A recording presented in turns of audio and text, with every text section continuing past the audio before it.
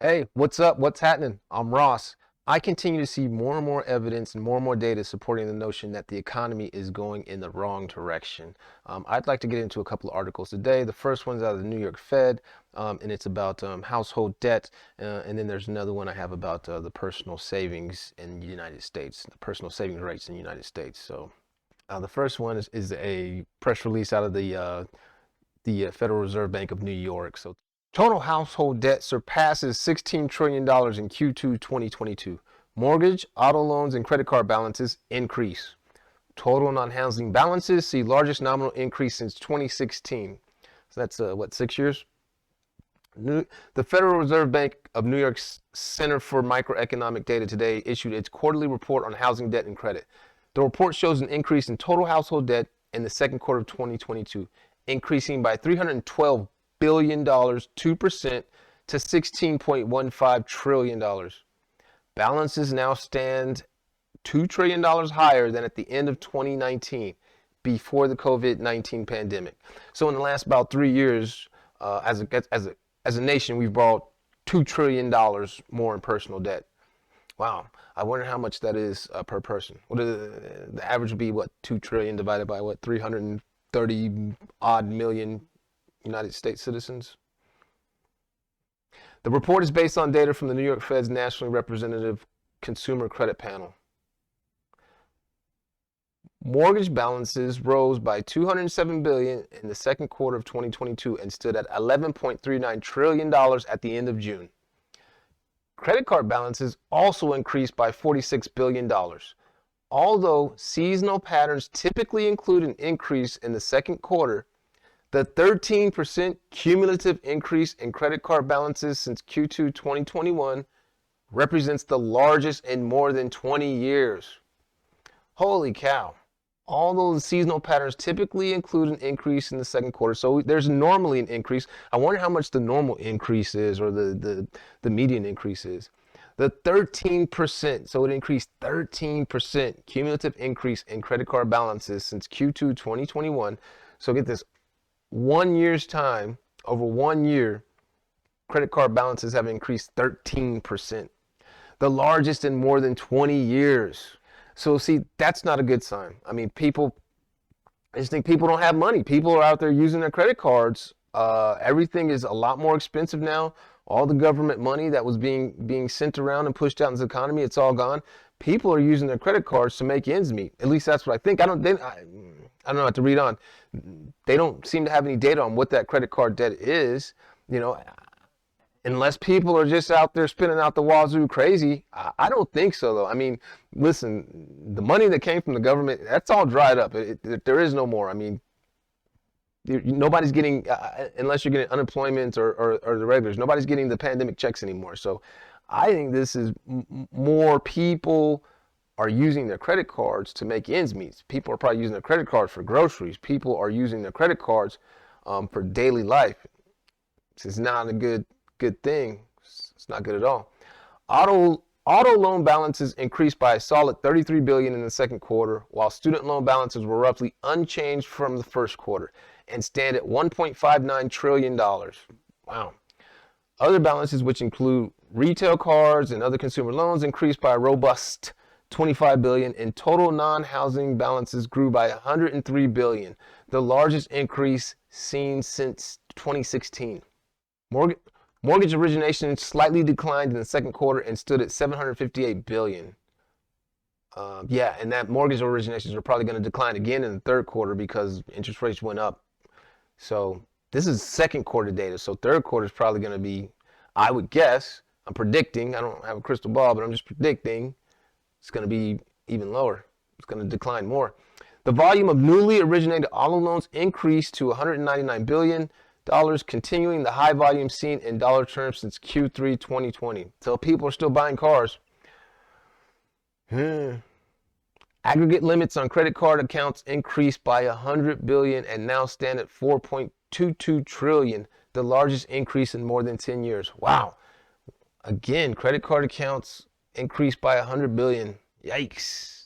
It's the largest increase in more than 10 years. People are putting money on their credit cards. They don't got money. And that's not a good sign for the economy. It's not a good sign for people, because at some point, all this money is going to come due. So people are probably borrowing money to make ends meet, which is, you know, relatively speaking, the worst time to be borrowing money. The worst time to be borrowing money is when you don't have any, but I get it. The second quarter of 2022 showed robust increases in mortgage, auto loan, and credit card balances, driven in part by rising prices, said Joel Scally, administrator of Center Microeconomic Data at New York Fed. While household balance sheets overall appear to be in a strong position, we are seeing rising delinquencies among subprime and low-income borrowers with rates approaching pre-pandemic levels. Household balance sheets overall appearing to be in a strong position. Based on what? Why would they say that? Why do they think household balance sheets are in a strong position? If household balance sheets are in such a strong position, why are people putting so much money on their credit cards? Why are credit cards going up exponentially? Why was there a 13% increase from Q2 2021 to Q2 2022 if people's balance sheets is in a strong position? I mean, unless you're taking the fact that people have money in savings and people are doing all good and they're just increasing their credit card balances, woohoo, willy-nilly, just because. I don't think that's what's going on. I don't know. I'm not the Fed though. I mean, this person probably gets paid a lot of money to do this, and I'm just sitting here armchair quarterbacking. The share of current debt transitioning into delinquency increased modestly for all debt types, but remains historically very low. The delinquency transition rate for credit cards, auto loans, and other debts increased by 0.5 percentage points, with home equity lines of credit increasing by 0.7 percentage points. Housing debt. There was $758 billion in newly originated mortgage debt in Q2 2022, with 65% of it originated to borrowers with credit scores over 760. Okay, so the vast majority of that is going to people that have high credit scores. Typically, and they're probably going to pay this debt off. Typically, a credit score is a very good indicator of whether you're going to pay your debts or not. So 3% of newly originated mortgages were originated to subprime borrowers.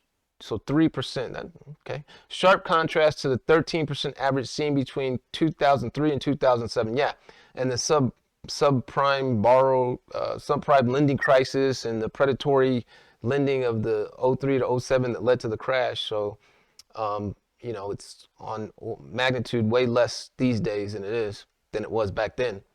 Although foreclosures have been very low due to the moratoria on new foreclosures and mortgage forbearances, 35,000 individuals saw new foreclosures on their credit reports, an increase from 24,000 in the previous quarter. Wow, that's a big increase too. So 10,000 from 24,000 to 35,000. That's almost like a little bit less than a 50% increase, but that's it. So you had 10,000 on top of 24. This potentially suggests the beginning of a return to more typical levels. Well, so if we've had a moratoria, nobody over the last few years has been getting evicted, and they're restarting, but there should be a glut of evictions to come through the system. There should be all those people that should have gotten evicted that didn't. Shouldn't they be coming through the system now? I would expect those to increase again and again until that glut gets through the system, unless all those people got to forbearances. But all the people that went on forbearances didn't start paying correctly on time. So I would expect elevated foreclosures until we get through all that.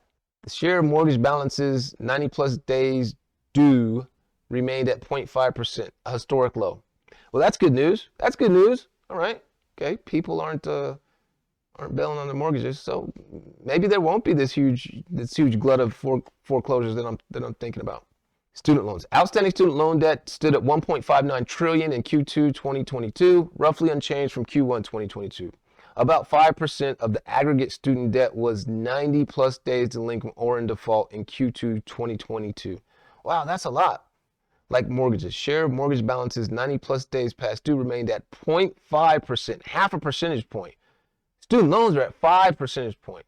And I guess that makes sense, right? Like, yeah, it makes perfect sense. If people are going to pay their mortgage. A student loan, I mean, they can garnish your wages, but other than that, I say other than that, that's a big deal, right? And it ruins your credit. But I think if you're not going to pay something, you're going to pay your mortgage before you pay your student loan for sure.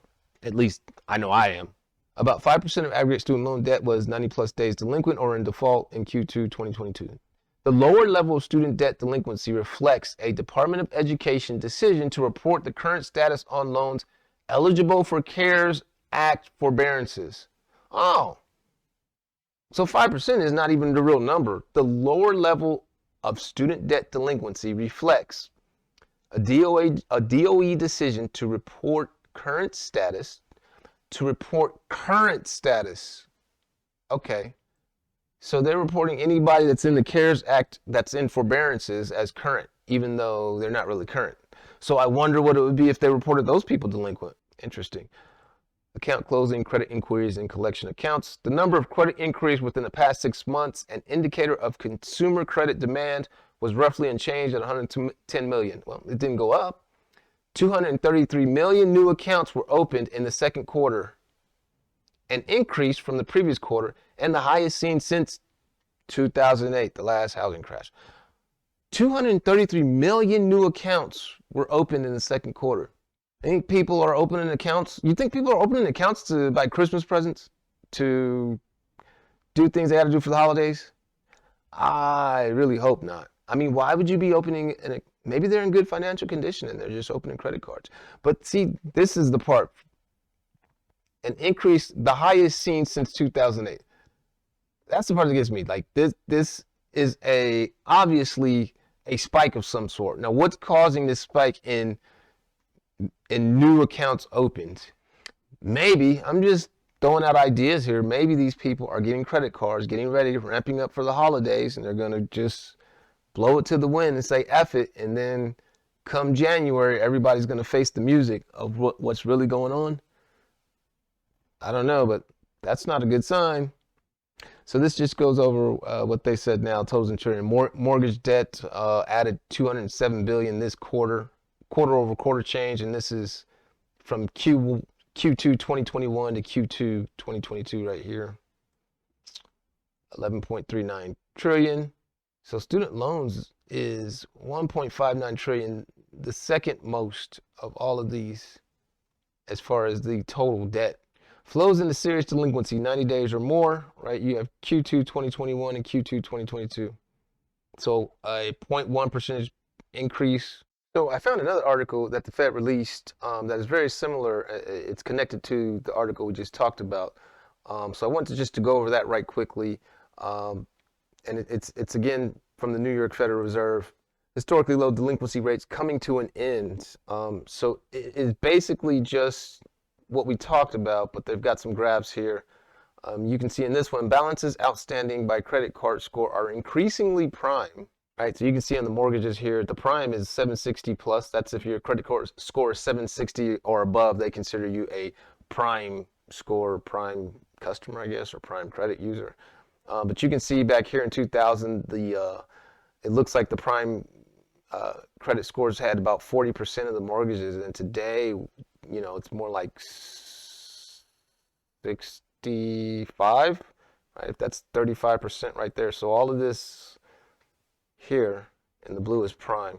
This one, delinquency rates creep up, especially in lower incomes. And you can see here again. So you can see in 2009, delinquencies were a lot higher than they are now. So we're nowhere near historic highs. And I don't know what it goes back before that, but you can see here, like the first quartile, these are your poorest, your lowest income, there's a sharp increase. And in my estimation, and there's increases in all of them, obviously the fourth quintile, the people that make the most money, there is a slight increase, but you can see pretty sharp increases in the other three quartiles. And if you go back here to say 2007, 2008-ish, you can see where we might be on the beginning edge of one of these upturns, but our curves look a lot steeper. I don't know. It's hard to tell. You have to see how they come out. But the curves right now look a lot steeper than they did in, say, 08 to 09, right? Where you can see these going up right before the peak in 2010-ish. Same deal with auto loans somewhat. Nowhere near historic highs of 2009, but all of these crept up it looks like a pretty sharp upturns in those. So that's the troubling part. It's not that they're the historic highs, because they're not, but it just looks like from this graph they've turned up really sharply. The map below depicts the current share of auto loan balances. Yeah, and auto loan delinquencies are concentrated in the South. Yeah, you can see right down here, Texas, Missouri, Louisiana, Mississippi, Alabama, Georgia, North Carolina, Maryland up here is dark red. But all these have problems. So I want to now talk about this data out of the Bureau of Economic Analysis, and it's on the personal savings rate. So this is the Bureau of Economic Analysis. It's their website. It's a government site, and they come out with the monthly personal savings rate. And you can see here it's 3.5. It's been 3.5 for July. In June, it dipped to 3.1, and May it was at 3.6. But if you take a look at their data going back, it doesn't look that bad there. But if you take a look at the data going back, this is where we're at right now. 3.5 for August 2022, the latest numbers they have. That is near historic lows. The lowest I can find in this chart, and it goes all the way back to the 60s, is right in here at 2.1 in 2005. That is the lowest place I can see on that chart is 2.1. But we are trending, danger close to that in August. And look at this drop in the savings rate. Look at how steep that drop is over the last few months and maybe couple of years. Obviously, this is the pandemic, so that's why they've got this grayed out. This gray strip right here is the pandemic, so it dropped there, but it went up, and then it has dropped dramatically. For a while there, it was up way high, and I think that's probably maybe because of the lockdowns. We were having all the government slush fund money that was sent out there, so. But now it has dropped dramatically, and if it continues to go, we're going to be nearing all-time lows. So I just wanted to point out that while credit card debt is going up, the most we've seen in 20 years, our personal saving rates, at least according to the Bureau of Economic Analysis, is going down. And it's if it goes down lower, we're in danger of going to the all-time lows. So I shortened this graph out, and I wanted to just point out that where we are right now, we're August 2022, 3.5% is the savings rate we're at now. We haven't been at that low. I shortened the graph out because I wanted to find out precisely when's the last time we've been that low. And if you see here, we're above that line. We're above this line all this time. We go back to right around here. We're not there yet. In 2009, 4.5.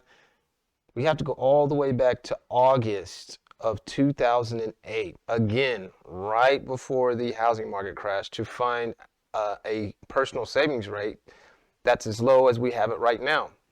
So, again, it looks like the beginning of something. My name is Ross. If you got any value out of the video, please consider hitting a like, even a subscribe. It doesn't cost you anything, but it would help me out immensely.